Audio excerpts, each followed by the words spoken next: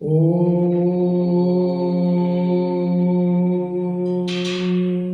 नमः सिद्धेभ्यः। ॐ नमः सिद्धेभ्यः। ॐ नमः सिद्धेभ्यः। निर्मल ज्ञान परिठिया कम कलंक डहेवी अपाल दौजेण परु ते परम प्रणवेवी सब कर्म अर प्राप्त कर निज आत्मा जो लीन निर्मल ध्यान में नम करने संतप्त मानस शांत हो जिनके गुणों के गान में वे वर्तमान मान जिन विचरे हमारे ध्यान में। योगसार ग्रंथ है, योगसार प्रवचन गाथा अपनी 17 मार्गणा व गुणस्थान आत्मा नहीं है। इस पे अपन चर्चा कर रहे थे। देखो क्या कहते हैं, मार्गणा गुणस्थान का सब कथन व्यवहार से यदि चाहे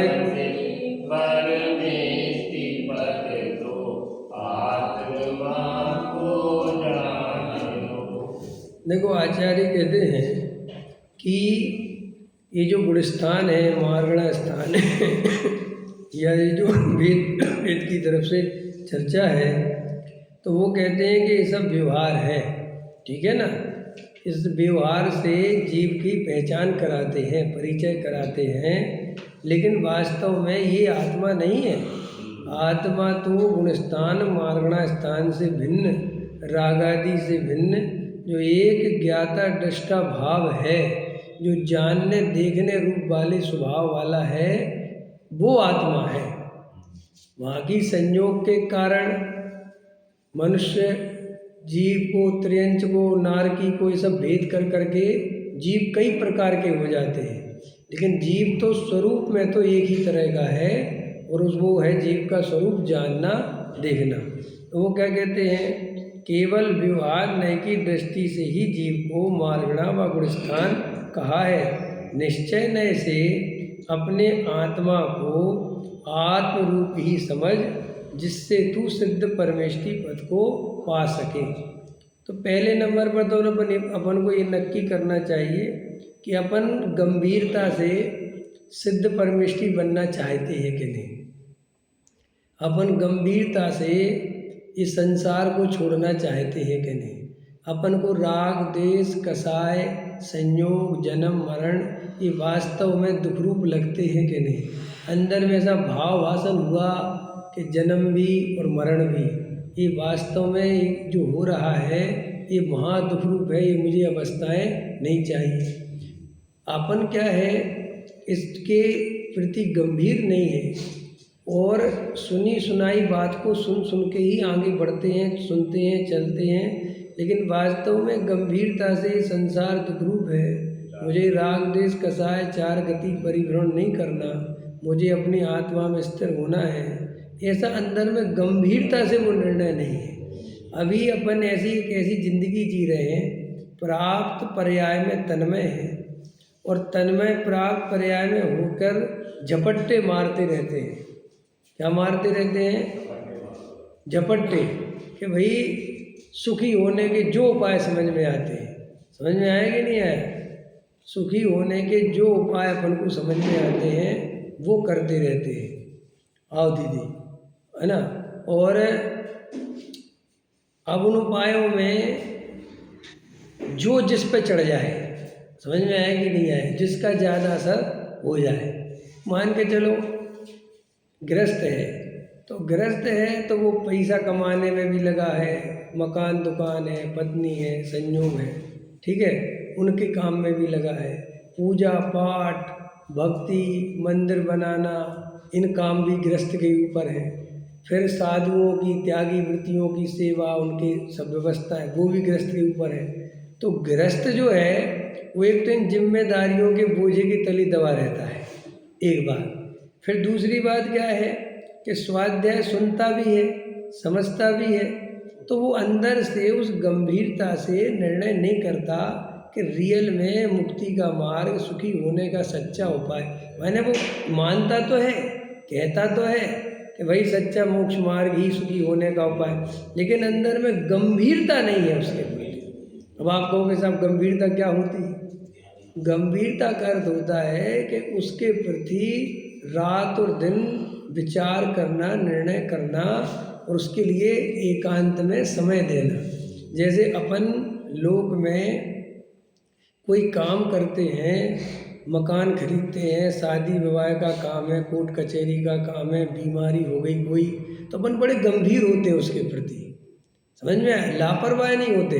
जैसे मुझे कोई बीमारी हो गई तो उसका क्या उपाय हो सकता है, क्या इलाज हो सकता है, कहाँ डॉक्टर मिल सकता है, कौन इसका इलाज अच्छा कर सकता है, मुझे कौन सा आचरण करना, क्या खाना चाहिए, कौन सी चीज़, तो अपन रात और दिन उस बीमारी को मिटाने के लिए गंभीर है।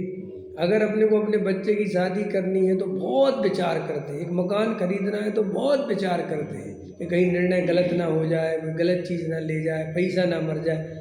आचार्य कहते हैं ऐसा गंभीर आत्मा के संबंध में और मोक्ष मार्ग के संबंध में नहीं है। ऐसी गंभीरता यहाँ क्यों नहीं है?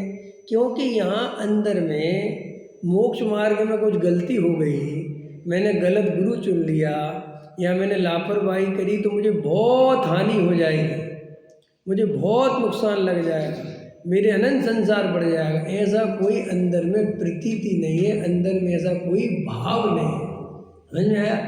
तो अपन के अंदर में आचार्य कहते हैं कि सुनता है समझता है, सब समझ में आता है और क्षयोपम ज्ञान के आधार से निर्णय भी हो जाता है कि बिल्कुल ठीक, लेकिन अंदर में जो तत्व विचार के लिए गंभीरता आनी चाहिए वो गंभीरता हमारे अंदर नहीं आ पाती, समझ में आया? और समझ लो थोड़ी बहुत गंभीरता आती है तो मैंने बताया ना, जिम्मेदारियों का बोझा इतना है उसके ऊपर कि बार बार फिसल जाता है। हमारी दशा क्या है कि जैसे आपको थोड़ी गंभीरता से समझ में आ भी रही है, लेकिन बस बाहर निकलते ही हजारों प्रकार की जिम्मेदारियां दिमाग में घूमने लगती हैं, तो फिर वो फिसल जाए, ऐसे जिंदगी चली जाएगी अपनी और अपन के भाव खत्म हो जाएगा और अपन को समझ में नहीं आएगा कि अपन वहाँ बैठ के करते क्या रहे, जबकि सामने अपने मोक्ष मार्ग है, सब बातें हैं, सब कुछ है, लेकिन अभी ये निर्णय नहीं हो पाया मजबूती से कि सुखी होने का उपाय सम्यक दर्शन है। ये हमारा मजबूती से निर्णय नहीं हुआ। आप कहोगे क्या बात करते हो, हमारा तो निर्णय है, हम और कुछ नहीं, मानना मानना कुछ नहीं होता।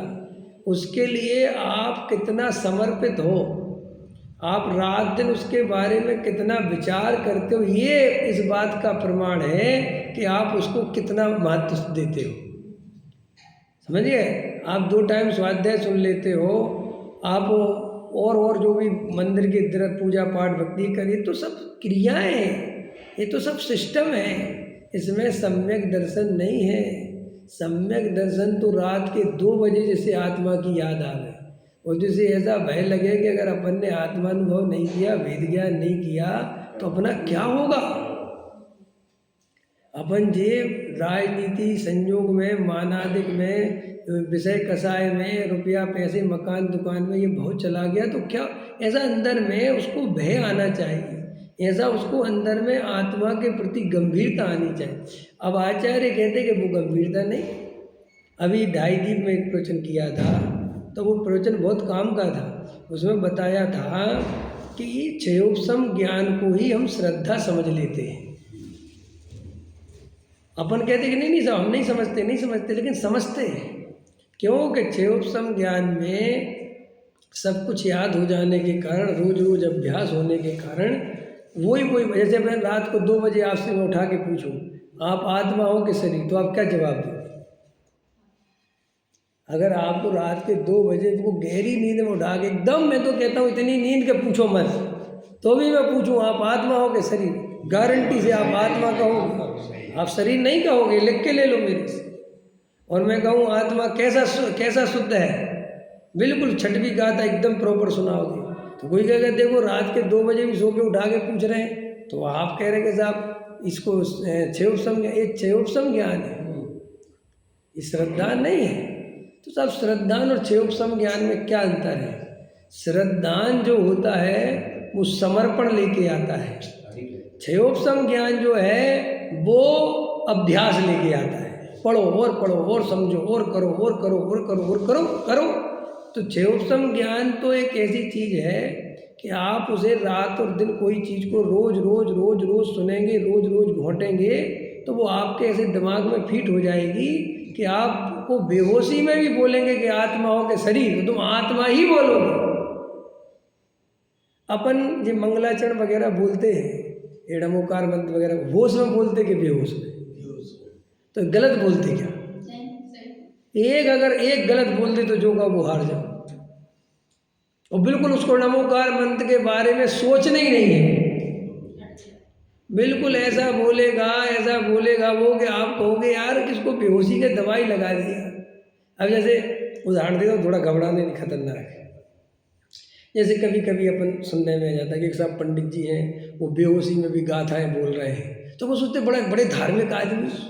अपन के दिमाग में क्या समझ में आता है कि भाई बेहोशी में आदमी गाथाएं बोल रहा है या कुछ ऐसा कर रहा है, णमोकार मंत्र बोल रहा है, मर रहा हो णमोकार, तो उसमें तो कितना धार्मिक, ऐसा कुछ नहीं है, ये कोई धार्मिक कल उसने इतना ज़्यादा उन गाथाओं में सोचा है, चिंतन करा है, घोटा है कि बे याद आती है।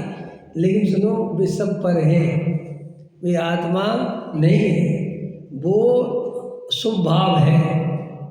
समझ में आया? आचार्य कहते हैं कि तुम क्षयोपशम ज्ञान में भी अनंत बार ठगे गए, क्योंकि क्षयोपशम ज्ञान भी इतना करीब है श्रद्धा के कि अपन को क्षयोपशम ज्ञान में ही ये भ्रम हो जाता है कि हम सही हैं। फिर आपके तर्क, आपकी युक्ति, आपके लॉजिक, उनसे आपको मजबूत हो आ जाती है। लॉजिक आपको, वैसे मैं कहूँ वीतरागी धर्म सच्चा है कि रागी धर्म सच्चा है, तो आप कौन सा बोलोगे? और आप बिल्कुल लॉजिक दोगे, आपको लगे साहब हम वीतराग, और ये भी हो सकता है कि आप सिर कटा लो लेकिन रागी भगवान के सामने सिर नहीं झुकाओ। हो सकता है कि नहीं हो सकता है? हमारे साथ हो सकता है कि नहीं हो सकता? आज भी अपन को कोई 10 करोड़ रुपए दे और कहे शंकर जी के ऊपर जल चढ़ा दोगे? बोलो, 10 करोड़ रुपए कह रहा हूँ मैं, नहीं चढ़ाओ, चाहे कुछ हो जाए, नहीं चाहिए। और वैसे आप चाहे 2 लाख के लिए परेशान होते रहोगे। हमारे डॉक्टर साहब बहुत अच्छा उदाहरण देते थे कि हम कितने अहिंसा प्रेमी हैं, हम इतने अहिंसा प्रेमी हैं, व्यापार आदि में हिंसा वो अलग बात है, लेकिन हमें कोई एक चींटी रखे या मच्छर रखे या मक्खी रखे और कहे कि 2 करोड़ रुपए दूंगा इसे मार दो, किसको? चींटी को 2 करोड़।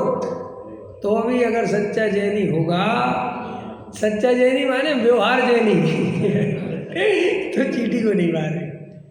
अब बोलो, ऐसी श्रद्धा वाला भी आत्मा से कोसों दूर है। अब आप कहोगे ये गजब हो गया साहब इतना, अरे ये तो उसके संस्कार है, ये उसकी माँ ने बचपन से, उसकी कुल परंपरा ने अहिंसा के इतने गहरे संस्कार दिए।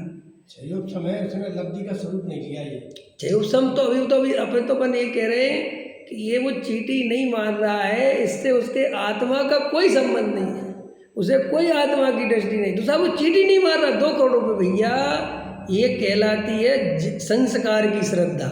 संस्कार की श्रद्धा भी कितनी खतरनाक होती है, इसका एग्जाम्पल ये है कि अपने शरीर पे बम बांध के फोड़ लेता है। आप देखो, इस संस्कार की श्रद्धा मन में इतना अडिग है, उसे अपने उस पर भरोसा, अपने धर्म पे, अपनी कुरान पे बम बांध लेगा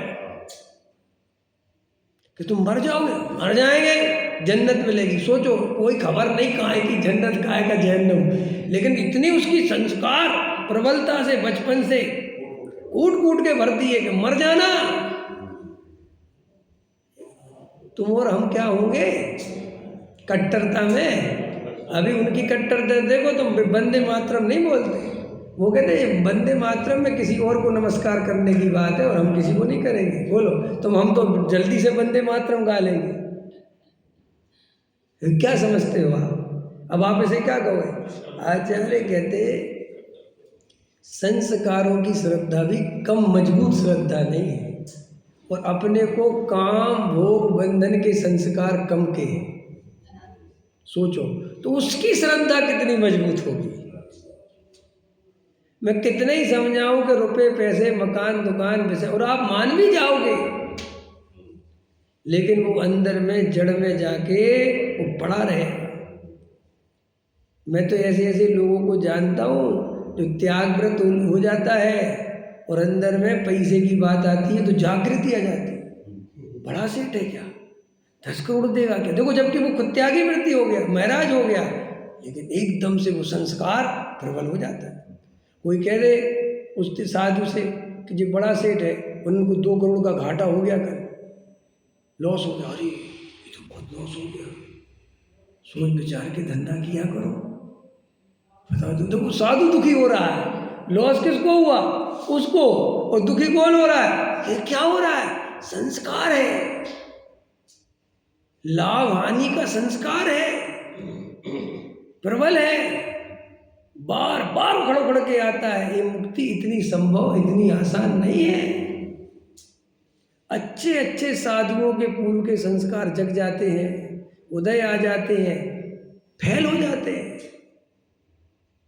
एकदम मान्यता, एकदम श्रद्धा टूट जाती है, और बाहर से भेष बना रहता है मुनि का और अंदर बिल्कुल खाली हो जाता है, बिल्कुल एकदम नेता बन जाता है ऐसा।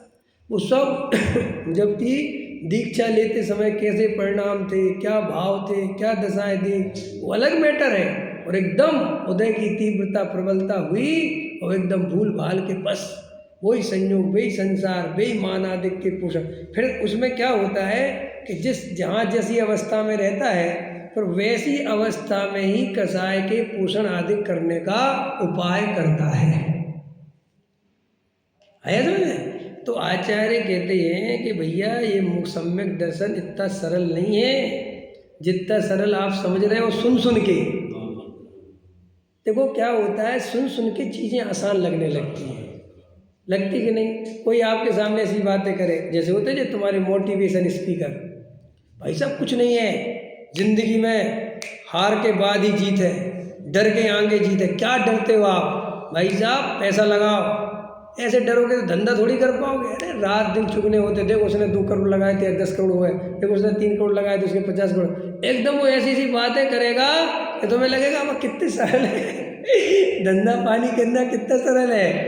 लेकिन जब एक्चुअल धरातल पे आओगे तब आपको लगेगा नहीं नहीं नहीं नहीं, ऐसा नहीं है, वास्तव में कठिन है। सुन सुन के ऐसे अपन क्या मोक्ष मार्ग में चलते बलते तो है नहीं, कुछ करते वर्ते तो है नहीं, सुनते रहते हैं और सुन सुन के अरे सम्यक दर्शन तो चाय बनाने से ज़्यादा सरल है। हाँ बिल्कुल सही। हाँ, और मोक्ष एकदम मोक्षों के पीछे में और ऐसी बातें करो तो मोक्ष करा, वेरी गुड बात। अरे साहब आत्मा राग आदि से भिन्न है, कुछ नहीं साहब, राग को छूते ही नहीं है। अरे साहब बिल्कुल ठीक बात। अब ये सब हो क्या रहा है? ये सब मुंगेरी लाल के सपने हैं जो सुनने में और देखने में बड़े मनमोहक लगते हैं, लेकिन राग आदि से भिन्न है। तू अपनी परिणति में कर तो, स्वभाव के सम्मुख दृष्टि करके तो बता। आत्मा का अनुभव बहुत सरल है, करके तो बता, फिर पता चलेगा। नहीं साहब आप भी कैसे बात करते हो, जब पर्याय जो आनी होगी आएगी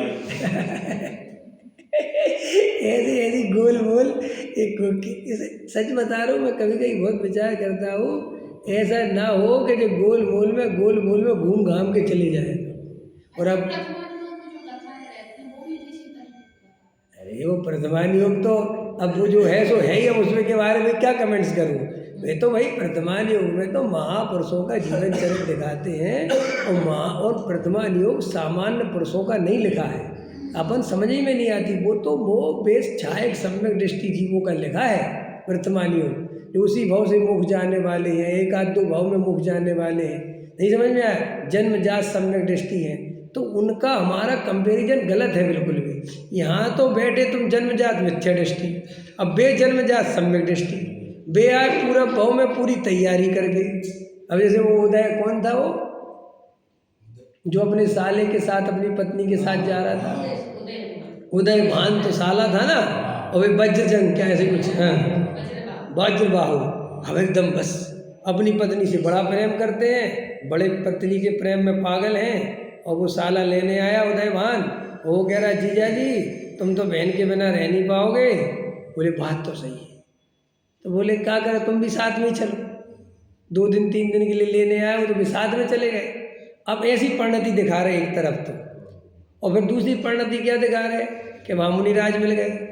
हम मुनिराज मिले तो उस बोल गया साला कि तुम तो ऐसे देख रहे हो, ऐसे कर रहे हो जैसे मुनि बन जाओगे। वे बन गए।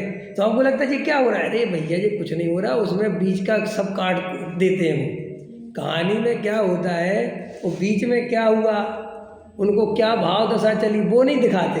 वो सीधा क्या दिखाते हैं कि साहब वहाँ गए, साधु देखे और दीक्षा ले ली। ऐसा नहीं है। वो हजारों वर्षों की उनकी जो साधना है, घर में रह के जो वेद ज्ञान है, वो तो दिखाते नहीं उसमें। और वे सम्यक दृष्टि तो थे ही जन्मजात। तो भाई जो सम्यक दृष्टि है उसके वेद ज्ञान तो निरंतर है ही ना, और वो आत्मध्यानी पुरुष तो है ही। अब वो तो बस उदय की बात थी कि कहानी ये कहती कि एक तरफ इतना राग था और एक मिनट। तो भैया ये कोई आश्चर्य की बात नहीं, अगर तैयारी हमारी सही हो और हम सम्यक दृष्टि हो और हम वैरागी हो जाए तो कोई बड़ी बात थोड़ी है। अगर सम्यक दृष्टि चाहता तो वैरागी ही है ना। लेकिन अपन सोचते हैं कि उसके जैसी परिणति हमारी क्यों नहीं हो रही। लेकिन उस परिणति के लिए जो उसने सम्यक दर्शन रूपी अंतरंग में जो जड़ उसकी मजबूत कर रखी थी, पहले हम वो तो करें। इसलिए प्रथमान योग में पढ़ पढ़ के लोग भावुक होते हैं। और बहुत बेचारे, मैं तो ऐसे 50 आदमियों से मिलवा सकता हूँ जिनने दीक्षा ही प्रथमान योग पढ़ के ले ली,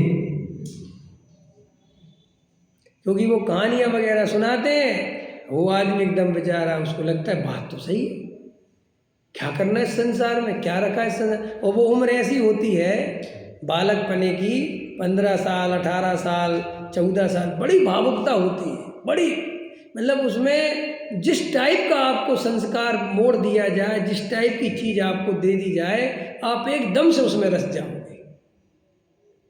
होता है कि नहीं होता है? और फिर क्या होता है, फिर उसमें होता है कि अपने अंदर एक प्रॉब्लम ये भी है समाज में कि जब आप उस चीज़ में आगे बढ़ जाते हो तो लोग आपको धार्मिक धर्मात्मा समझते हैं, फिर वो मानाधिक बढ़ने लगते हैं। फिर एक उम्र निकल जाती है, फिर अपन कुछ कर नहीं सकते, फिर वहीं रह जाता है जी। फिर वो कह भी नहीं पाता कि भाई साहब सम्यक दर्शन पहले लेना, ये वैराग्य का मार्ग बाद में, पहले सम्यसन लेना। क्यों? क्योंकि उसको ऐसा कहते, अपने अहंकार पे बाधा आते दिखती है, तो वह ऐसे चलता है। तो आचार्य कहते देखो भाई, प्रथमान योग में जो कहानियाँ लिखी हैं उनको समझना सीखो कि पहले तो वो लिखी किन की हैं। वे महापुरुषों की हैं, और वे महापुरुष माने, महापुरुष का अर्थ पुण्योदय नहीं होता। हम लोग हमेशा समझते महापुरुष माने पुण्यशाली जी। महापुरुष का अर्थ होता है छायक सम्यक दृष्टि जी। समझ में आया? वो छायक सम्यक दृष्टि है, इसके कारण वो महापुरुष है। महापुरुष है माने वो भगवान बन नहीं है बिल्कुल, अभी बिल्कुल उसी भाव से ही मोक्ष जाने वाला। अब आदिनाथ है, वो 83 लाख पूर्व है ना। क्या हो रहा था, नीलांजना का नृत्य देख रहे, राजपाट चला। अरे भाई साहब कहाँ चक्रों में फंसे हो, तो उसी भाव से मोक्ष जाने वाला है। उनको कोई जो नीलांजना फीलांजना कुछ नहीं डिस्टर्ब कर सकती, ना उन्हें कोई महल डिस्टर्ब कर सकते। समझ में आया? क्योंकि सम्यक दर्शन लेके बैठे हुए हैं वो।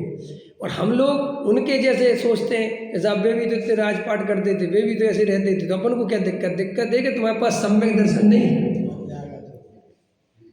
पहले तुम सम्यसन ले लो, फिर चक्रवर्ती बन जाना। तुम पहले चक्रवर्ती बनना चाहते हो तो नरक जाना है, समझ लो बात आया समझ में। जो सम्यक दर्शन के बिना ये तीर्थंकर आदि या महापुरुषों के जीवन चरित्र से इनने पंच इंद्रिय के विषय भोग इसलिए मुझे भोगने में क्या है, ये छल ग्रहण करता है, वो नरक निगोच जाता है मुफ्त में।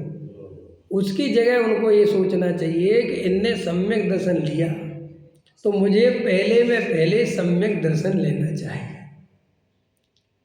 पहला हमारा जीवन का समर्पण आत्मा के अनुभव के लिए होना चाहिए, विषय कसाई के लिए नहीं होना चाहिए। लेकिन आचार्य कहते हैं कि पढ़ता पढ़ाना समझना समझाना ही तो बहुत मुश्किल है, और फिर दूसरी बात गंभीर नहीं है, बेहोश रहता है, भावुकता में चढ़ता है। अब भावुकता तो हमने आपको बता दी, संस्कार बहुत जन्मों जन्मों के हैं। और आज तोडामल जी साहब ने लिखा है, वर्तमान परिणामों के भरोसे प्रतिज्ञा नहीं लेना, क्योंकि आज भावुकता है, आज भाव बन रहे हैं बहुत ज़्यादा, और ऐसा हो रहा और वैसा हो रहा है। समझ में आया कि नहीं आया? कभी कभी तुम देखना, हालांकि अन्यथा नहीं लेना जो मैं बोलने जा रहा हूँ, लेकिन अब बता रहा हूँ, कभी कभी ऐसा बहुत होता है, जैसे कोई आदमी 25-30 साल तक समझ लो इस टाइप का रहा कि बस ये तो ब्रह्मचारी बनने वाला है। समझ में आया कि नहीं आया? बहुत बड़ा निर्वृत्ति से, और बाद में वो शादी करे तो उसका राग ज़्यादा दिखता है, उसकी कसाई ज़्यादा दिखती है।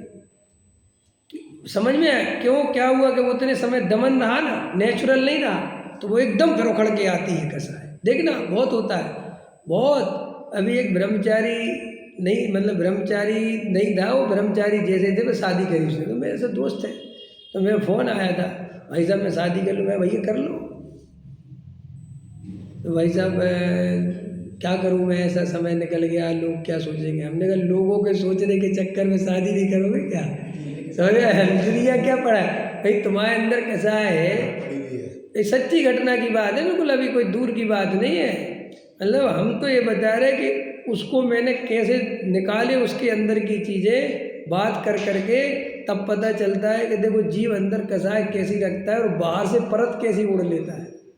देखो भाई, जीवन को, अभिप्राय को समझना बहुत कठिन तब हो जाता है जब अपन एक ढर्रे की ज़िंदगी जीते हैं।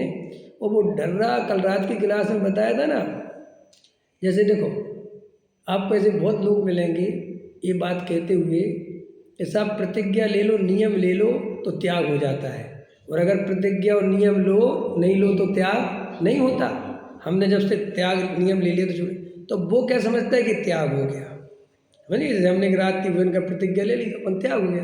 सबको लगता है अगर हम नियम नहीं लेंगे तो हमारे मन में वो बनी रहेगी और हम कभी खा ही लेंगे, तो ऐसा बहुत चलता है। लेकिन रियल में जो तुमने रात में नियम भी लिया, प्रतिज्ञा भी ली, जो भी लिया, तो वो छूटा काय की दम पे, वो राग काय की दम पे रुका हुआ है कि मैंने नियम ले रखा है, और नियम तोड़ने का पाप बहुत है। तो भय आया, भय से वो नियम पाला। अब देखो नियम पालने का क्या नियम है कि जब आप लगातार कोई नियम 6 महीने 8 महीने 10 महीने अगर आप लगातार, तो फिर आपको वो नेचुरल हो जाएगा। तो लोगों को क्या लगता है कि हम तो नेचुरल हैं, हम तो नेचुरल हैं, हम तो नेचुरल हैं, हमें ऐसा कोई राग है ही नहीं। लेकिन भाई साहब वो नेचुरलिटी तो अभ्यास से आ गई है। आप समझ रहे हैं मैं क्या कह रहा हूँ? वो काहे से आ गई वो नेचुरलिटी? जैसे अपन लोग हैं, अपन लोग रोज प्रवचन में सुन सुन के मुमुक्षु इतनी चीज़ें याद हो गई, इतनी चीज़ें याद हो गई कि बिल्कुल कभी भी पूछो कार्य निमित्त से होता कि उपादान से, तो क्या जवाब दोगे? उपादान से होता है। आप किसी कीमत पे निमित्त आपके मुंह से नहीं निकल, और आपको लगेगा हमें तो बिल्कुल एकदम सही है, लेकिन रियल में ये सुन के रोज अभ्यास से, जबकि आप दिन भर प्रैक्टिकल लाइफ में ना हमें उपादान याद आता है और ना निमित्त। ऐसा नहीं, उपादान याद नहीं आता, निमित्त ही निमित्त याद आता है। समझे? और जबकि बोलते जवाब क्या है? कार्य उपादान। तो अब आप खुद सोचो कि यार मैं जवाब तो देता हूँ वो, और प्रैक्टिकल लाइफ में जब आता हूँ तो मेरी दृष्टि निमित्त की है, तो बोलने का फायदा क्या हुआ? ऐसे ही अपन से घबराना नहीं, डरना नहीं, जो मैं कह रहा हूँ उसको समझना कि भाई अपन सोचते हैं कि हमने नियम ले लेंगे, नियम ले लो, लेकिन भाई साहब बाहर में नियम, अब थोड़ी खतरनाक बात, अब यहाँ से खतरनाक बात है। जैसे वो द्रव्यलिंगी मुनि कोई कष्ट में नहीं रहता, द्रव्यलिंगी मुनि के कोई कष्ट नहीं है, ये तो हम अपनी तरफ से कष्ट बोलते हैं। उनको तो वो चरिया पाल के आनंदित है, घबराना नहीं। कोई ऐसा कोई भूख लगती हो, शाम को तकलीफ होती हो, ऐसा बिल्कुल भी नहीं है। सर्दी गर्मी सताती, ऐसा बिल्कुल भी नहीं है, क्योंकि शरीर का नेचर ऐसा है कि इसे तुम 6 महीने 8 महीने, अब हमारे भी, अब मीठा खाने लगे क्या तुम? अभी मीठा छोड़ रखा था ना आपने, अभी मीठा नहीं खाते थे। अब धीरे धीरे धीरे धीरे धीरे धीरे वो जवान बिल्कुल भूल जाएगी मीठा स्वाद, समझे? फिर आपको ऐसा लगेगा कि नेचुरल है। वो नेचुरल क्या है? वो अभ्यास से नेचुरल हो ही नहीं है भाई। आप देखते हो, जैसे और उदाहरण दे देता हूँ आपको समझ में आए। जैसे हाथ टूट जाते ना दीदी, जैसे हाथ टूट गया एक आदमी का, तो आदमी को आदत रहती है तो नेचुरल, हाथ ही टूट गया तो ऐसे, तो 6 महीने उसको ऐसी आदत पड़ जाती है, वो प्लास्टर खोलने के बाद नीचे नहीं करता। वो कहते अरे भाई इसको नीचे करो, वो कहता बार बार ऐसा कर लो। अरे भाई तुम्हारा ये हाथ प्लास्टर खुल गया है, लेकिन 6 महीने लगातार ऐसा हाथ रखने से बिल्कुल आदत एकदम ऐसी हो गई। हमारे यहाँ आश्रम में एक सुभाष जी हैं बड़ौद के, तो जो है उनके भाई हैं नरेंद्र। हाँ, तो वो जो है उन्होंने काफ़ी 50 साल से वो नहीं खाया, नमक नहीं खाया। हाँ, अब उनको जो है नमक की बीमारी है। अब उनको नमक की सब्जी बना के दें तो उनसे खाई नहीं जाती। हाँ, और अब उनको नमक के कैप्सूल दिए जा रहे हैं। अल्लाह। अब बोलो, अब नमक में स्वाद है कि किस में स्वाद है? अब सोचो अपन, भाई साहब आपके अभ्यास में स्वाद है। आपकी जवान को तुम जो अभ्यास करा दोगे बस वो मांगने लगेगी। अगर मान के चलो बचपन से ही अपनी माँ अपन को बिना नमक के खिलाती, तो गारंटी से अपन नमक जानते ही नहीं। अब मैं आपसे उदाहरण देता हूँ, साउथ इंडियन वाले हैं, वे डोसा खाते रहते, इडली बनाते रहते, उन्हें और कुछ पता ही नहीं। अगर उनको रोटी तो गुटकी नहीं जाए उनको। गुजरातियों पे नमकीन दाल नहीं गुटकी जाती और हम पे मीठी दाल नहीं गुटकी जाती। अब मेरा प्रश्न है कि मीठी दाल में स्वाद है कि नमकीन दाल में स्वाद? बताओ। अगर वास्तव में मीठी दाल में स्वाद है तो फिर मुझे क्यों नहीं आ रहा, और अगर नमकीन दाल में स्वाद नहीं है तो तुझे क्यों नहीं आ रहा? तो आश्चर्य की बात है। तो इसका मतलब ये पर पदार्थों में सुख दुख है ही नहीं। ये तो हमारी मान्यता, हमारा अभ्यास उसमें सुख दुख की अनुभूति कराता है। देखो यही भगवान है, हम इनके दर्शन करने में बड़ी सुख की अनुभूति होती है, और अजैन को ले आओ उसको कुछ दिखेगा नहीं, उसे कहेगा पता नहीं क्या है क्या है। वो तो ऐसा भी देखता है कि ये कैसे भगवान है बिना कपड़े के बैठे, उसको ऐसी फीलिंग आती है। और तुम्हें हम ले जाते हैं कपड़े वाले भगवान के पास, तो तुम कहते रे क्या है। अब मेरा प्रश्न है कि हो क्या रहा है इसमें? कुछ नहीं हो रहा है कि आपके संस्कार, आपका अभ्यास। देखो अपन श्वेतांबर मंदिर में जाते ना, कभी कभार कुछ संयोग, तो देखो अपन ऐसे ऐसे खड़ी रही, ऐसे कुछ कुछ इधर उधर करती रही, जबकि वो भीतर आखिर भगवान है, लेकिन उसमें चंदन है, राग का चिन्ह है। अब आपका सोचेगा आप बड़े धार्मिक, ये सब आपके अंदर के संस्कार इतने मजबूत हो चुके हैं कि वो आपको देखते ही वो भाव नहीं बनता। समझ में आया कि नहीं? ये बड़ी गति, और अपन इसे पता बहुत बड़ा धर्म मानते हैं, इसे अपन इतना बड़ा बाप रे बाप, अपन तो क्या क्या करते हैं इसका, जबकि ये आपके दिए हुए संस्कार है। एक दिगंबर है ना, दिगंबर, और खतरनाक बोलूँ वैसे जी, बोल लो खतरनाक, हाँ तुम बुलवाते ही रहो। दिगंबर है ना, दिगंबर, वो व्यवहारी हो। आप कहोगे कि ये सब बातें आप कैसे जानते हो? भाई साहब इसलिए जानते कि हम व्यवहारी भी रहे, फिर हम दूसरे व्यवहारी रहे, फिर तीसरे व्यवहारी रहे, और अभी चौथे व्यवहारी है।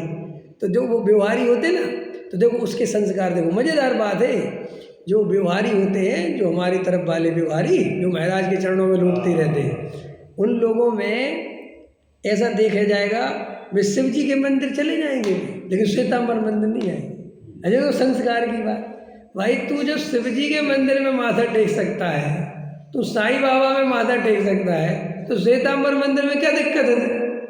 ये तो कोई बात की नहीं, कोई ऐसे, लेकिन नहीं, वहाँ का संस्कार दिया है।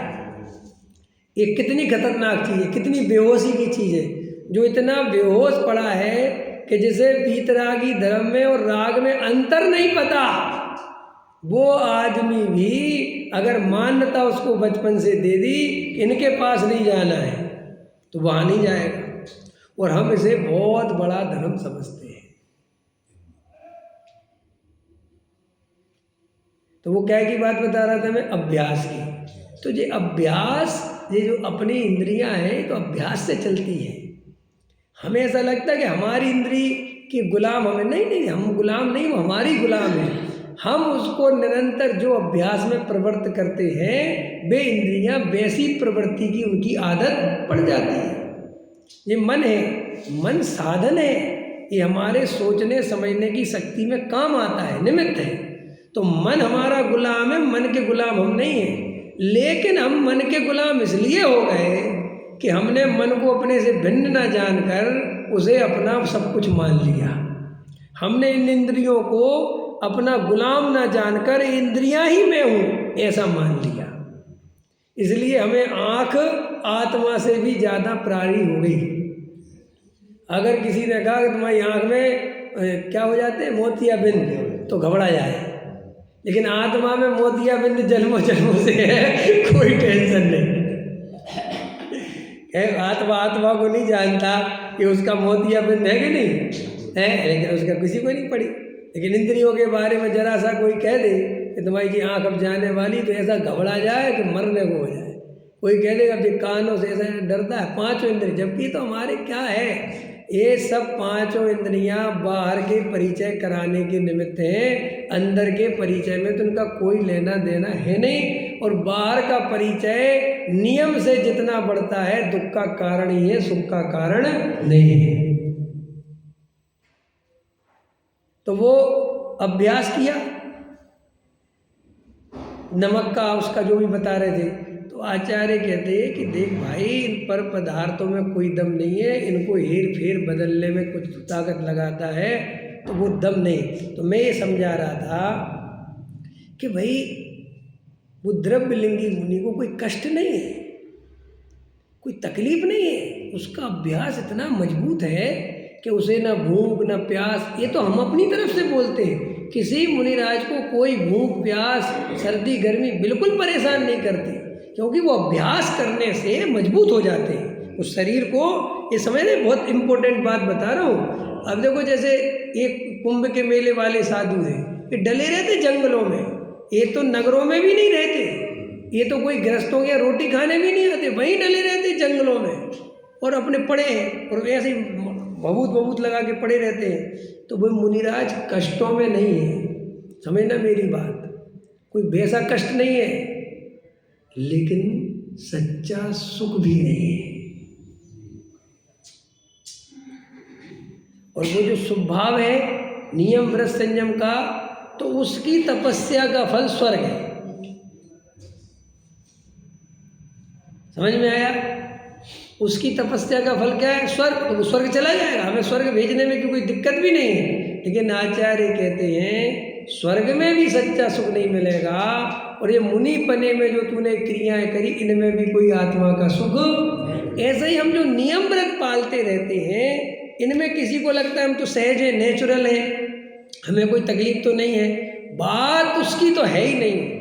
बात इसकी है कि तुम्हें आत्मा का आनंद आता है कि नहीं, ये बताओ।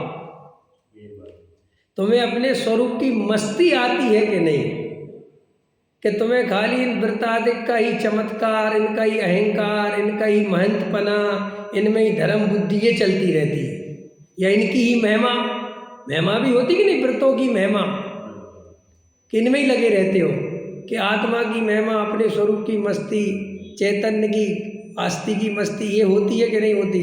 कि देखो साहब, शब्दों में तो होती है, सुनने पढ़ने में तो होती है, लेकिन जैसे ही वो हटते हैं फिर नहीं होती है। तो आचार्य कहते भाई साहब, उसका पुरुषार्थ करो कि वो क्यों नहीं होती, उसका ध्यान दो वो क्यों नहीं होती।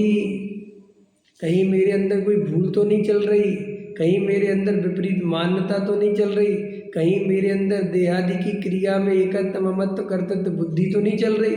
क्योंकि आत्मा जब मैं हूँ और आत्मा की दृष्टि अगर मुझे है, तो मुझे आनंद आना ही चाहिए। और यदि आनंद नहीं आता है, मैं भले ही किसी से नहीं कहता हूँ और सब मुझे सम्यक दृष्टि ज्ञानी समझते हैं, तो आचार्य कहते दूसरों के समझने से प्रसन्न मत हो। देखो भाई, जगत का कुछ नहीं है। जगत के प्राणी, मोही प्राणी, संसारी प्राणी तो अपनी श्रद्धा को कहीं पर भी समर्पित कर देते हैं। वे तो किसी के भी भगत बन जाते हैं। भगत बनने में देर लगती है क्या है? बोलो। अभी भी आसाराम जेल से छूट गए तो भक्त कम हो गए? अभी भी देखो चरणों में लूट रहे और कह रहे हमारे बाबा के खिलाफ गलत जताया, फंसाया। देखो काम की श्रद्धा, जबकि भाई सब चीज़ें, सब गवाह, सब चीज़ें जब तो सजा हुई, लेकिन क्या करें। तो इन भक्तों के भरोसे अगर तुम भगवान बनोगे तो कभी असली भगवान नहीं बन पाओगे। भक्त तो भगवान बना ही देते हैं। अभी मैं आपके गुजरात में गया था तो गुजरात में बोला था मैंने कि देखो, कविवर पंडित आगरे, जो कविवर होते हैं वे कहाँ होते हैं? आगरा में। और पंडित सांगानेर, और पक्षपात गुजरात में, निंदा जैसलमेर। समझ में आया कि गुजरातियों की क्या विशेषता है कि अगर तुम में थोड़ी सी भी विशेषता है और तुम गुजरात के हो तो वे तुम्हें भगवान बना ही देंगे। ये उधर विशेषता, वहाँ एक भगवान नहीं है। अब हम सोचते गुरुदेव अकेले को भगवान बना दिया, तो मैं भी वहाँ का कल्चर पता नहीं है। वहाँ जितने पैदा हुए चाहे अन्नमतियों में, वो सब भगवान से कम है ही नहीं। समझ में आया? ये जितने बड़े बड़े बने तुम्हारे स्वामी नारायण सब वहीं के, और ये आसाराम भी वहीं का भगवान है। समझ में आया कि नहीं आया? ये सब एक बड़ा खतरनाक मामला है। और मोदी को भी तो भगवान बना ही दिया है ना। समझ में आया? वो तो सिस्टम है वहाँ, ऐसा चलता ही है कि एकदम वो करते हैं, एकदम अगर वो अपनी जाति का, अपने ग्रुप का, अपने उसका है तो उसको एकदम ऊपर लेके जाते हैं, हाईलाइट करते हैं। और उनको और को कितने कुछ कर लो, हम कितने पापड़ बेल लें, हमें नहीं मानेंगे वो कुछ भी। ऐसा ऐसा अब ये नहीं सोचना कि हम गुजरात वालों की बुराई कर रहे हैं। ये उनकी नेचर है, ये नेचर होती है, क्षेत्र की नेचर होती है, किसी के गोत्र की नेचर होती है, कुल की नेचर होती है, पर्याय की नेचर होती है। अब जैसे आगरा कवियों के लिए प्रसिद्ध रहा, ये मथुरा, ये पूरा तुम्हारा, समझ में आया? कवियों के लिए ब्रजवासी कवि, एक से एक कवि पैदा हुए हैं। और पंडित सांगानेर जो जयपुर की भूमि है, वहाँ प्रकांड विद्वान पैदा हुए। और हम अब आज के समय में अगर दोहा बनाओ तो ये भी बना सकते हो कि भाई ये पंडितों का हो गया, ये कवियों का हो गया, और महराज बुंदेलखंड है। कहता मुनियों के दर्शन करना हो तो बुंदेलखंड चलो। मुनिराजों के हार देखना हो, बिहार देखना हो, चरिया देखनी हो, मुनिराजों के दर्शन करने हो तो कोई एक ही जगह है, बुंदेलखंड निकल जाओ, 200-400 महाराज मिल जाएंगे तुम्हें। समझ में आया कि नहीं आया? तो और एक और क्या लिखा? निंदा जैसलमेर। अब अपन जैसलमेर में गया नहीं, जाना एक आध बार देख के भाई निंदा होती है कि नहीं। उसके लिए कहते कि साहब वहाँ पे जाओ तो हर आदमी एक दूसरे की निंदा ही करने में लगा था। समझ में आया कि नहीं आया? तो आचार्य कहते कि देखो भैया, ये तुम बाहर भक्त तुम्हें क्या समझते हैं, इनमें कोई दम नहीं है। भक्त तो किसी को भी सम्यक दृष्टि समझते हैं, किसी को भगवान समझते हैं, और तुम उनके समझने से प्रसन्न मत हो जाना, क्योंकि वे तो आके तुम्हारे पैर छुएंगे और कहेंगे, रोज मिलते हैं हमें 20 आदमी, पंडित जी आप तुम्हें सम्यक दृष्टि लगते हैं। हम कहते हैं हाँ ठीक है पंडित जी, आपने मान लिया आप हो, अब क्या करें? तो कह दो नहीं, अब हम प्रसन्न हो रहे हैं कि वाह लोग हमें सम्यक दृष्टि में, और अंदर में मिथ्या दृष्टि हूँ, तो बोलो मेरे कितने भाव कम हो जाएंगे? उनके समझने से मेरे कितने भाव कम हो जाएंगे? और मेरे नाम के आगे लगा दो सम्यक दृष्टि विवेक सागर, तो क्या हो जाएगा? और कोई ज़्यादा ही भक्त हो जाए तो कह देगा कि हमें तीर्थंकर की छवि दिखती है। भक्तों की कमी है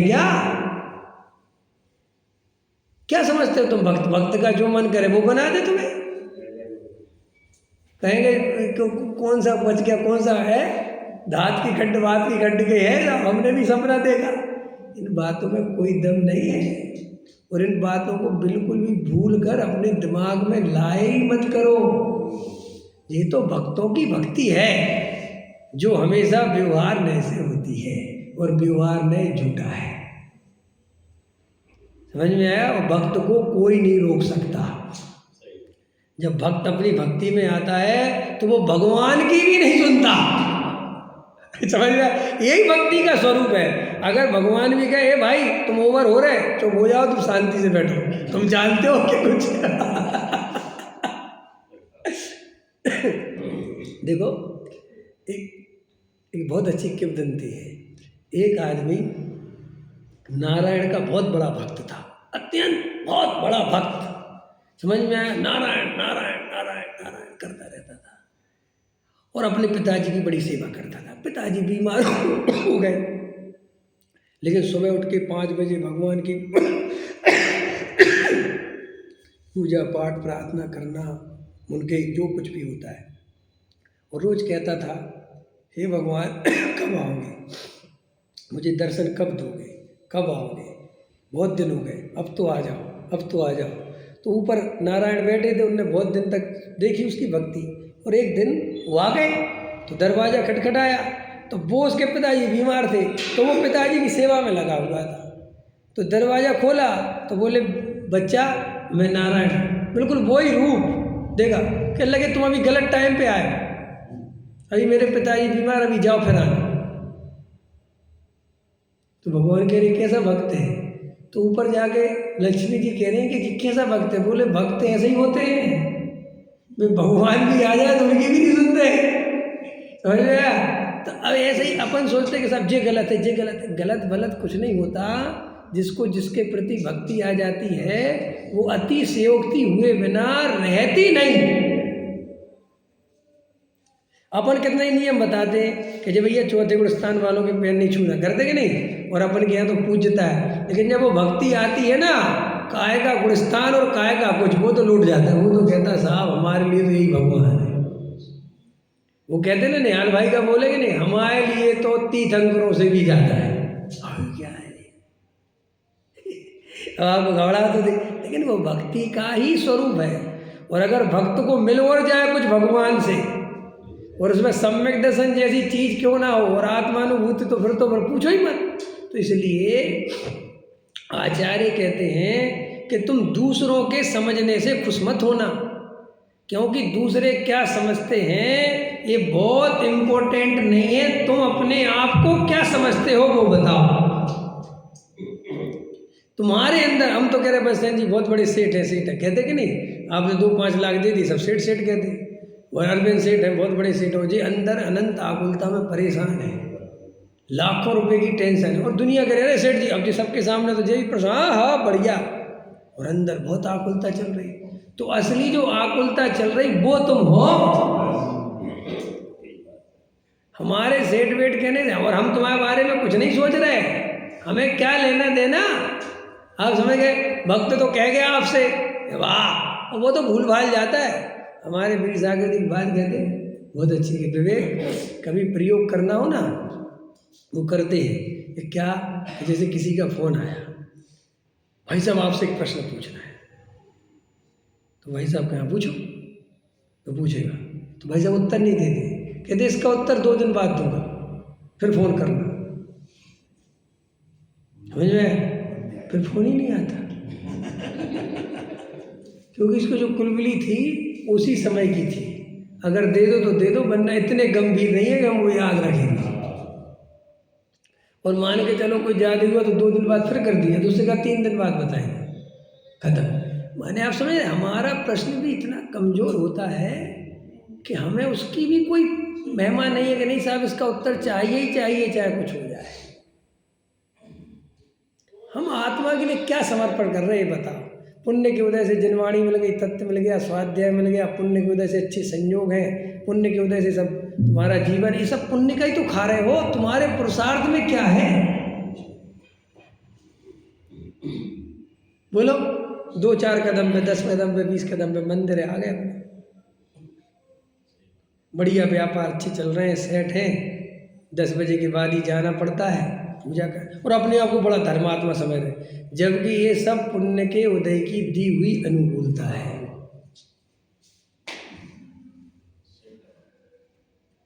आचार्य कहते समर्पण करना हो तो आधी रात को उठ के बैठ और फिर आत्मचिंतन कर, वेद ज्ञान कर, फिर देख के मेरा जीवन कहाँ जा रहा है, मुझे रुपये पैसे मकान दुकान में सुख बुद्धि है कि नहीं, मानादिक में सुख बुद्धि है कि नहीं, विषय कसाय में सुख बुद्धि है, फिर देखो अंदर, फिर मजबूती से निर्णय करो।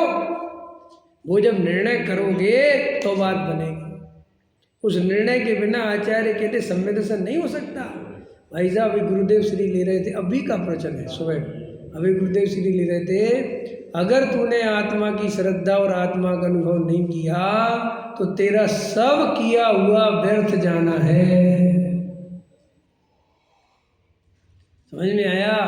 तो थोड़ा सा गंभीरता से आचार्य अपने को समझाते हैं कि भाई ये मार्गणा गुणस्थान आदि आत्मा नहीं है, ये तो व्यवहार नय से जीव की पहचान संयोगों के द्वारा कराई जाती है, उसे मार्गणा कहते हैं। समझ में आया? लेकिन वो गति वाला जीव नहीं है, कोई इंद्रिय वाला जीव नहीं है, ये जीव का स्वरूप नहीं है। लेकिन अभी जीव का तुम्हें परिचय नहीं है, इसलिए ये 5 इंद्रिय जीव, ये 2 इंद्रिय जीव, ये 3 इंद्रिय जीव, ये मनुष्य गति का जीव, ये देव गति का जीव, ऐसे 14 प्रकार की लक्षणों से जीव की पहचान कराई, लेकिन सब वो व्यवहार हैं। वो जीव ऐसे ही गुणस्थान से पहले गुणस्थान वाला जीव, चौथे गुणस्थान वाला जीव, लेकिन जीव गुणस्थान वाला नहीं होता, जीव तो जीव ही होता है।